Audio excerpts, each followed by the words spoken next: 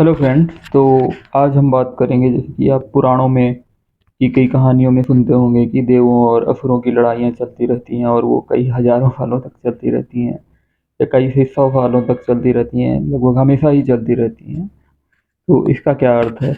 या फिर कई हजारों सालों तक या कई 100 सालों तक कोई ऋषि तपस्या करते हैं, तो इस चीज़ का क्या अर्थ है?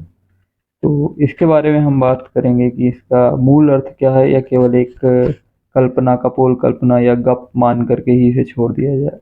तो ऐसी बात नहीं है। इसके पीछे का अर्थ है कि मनुष्य के अंदर ही देव और दानव, ये दोनों ही प्रवृत्तियां हैं। दैवी या आसुरी प्रवृत्तियां, जिन्हें आप एक तरह से संकेत के रूप में मान सकते हैं कि जैसे कि जो आपकी वृत्तियां होती हैं, आपकी इंस्टिंक्ट्स होती हैं, आपकी वृत्तियां, आपकी पाश्विक वृत्तियां आपको एक तरफ खींचती हैं, और उसके अलावा एक सत्य की खोज जो कि हमेशा एक कमी की तरह जो खलती रहती है, वो जो, और ये दोनों चीज़ों के बीच में हमेशा एक द्वंद्व बना रहता है।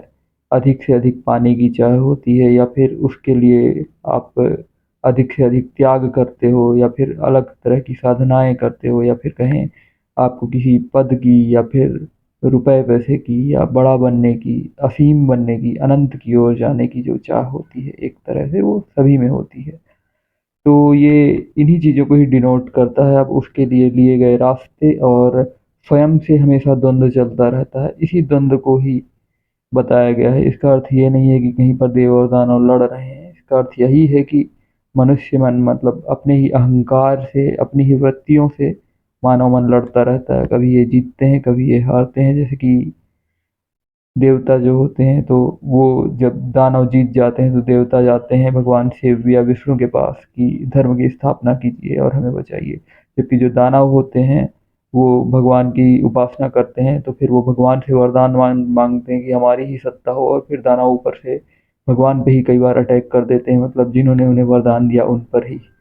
तो इस तरह की चीज़ें हैं, इस तरह की हमारी वृत्तियां हैं जो कि हमें ही खुद सत्य से दूर रख रही हैं। और इन्हीं वृत्तियों से पार जाने का, या अपने ही अहंकार से पार जाने का, मतलब एक ही प्रगति के दो छोर आप कह सकते हैं कि एक छोर है अहंकार और अहम, और एक छोर है आत्मा। तो this is the journey, this is meaning.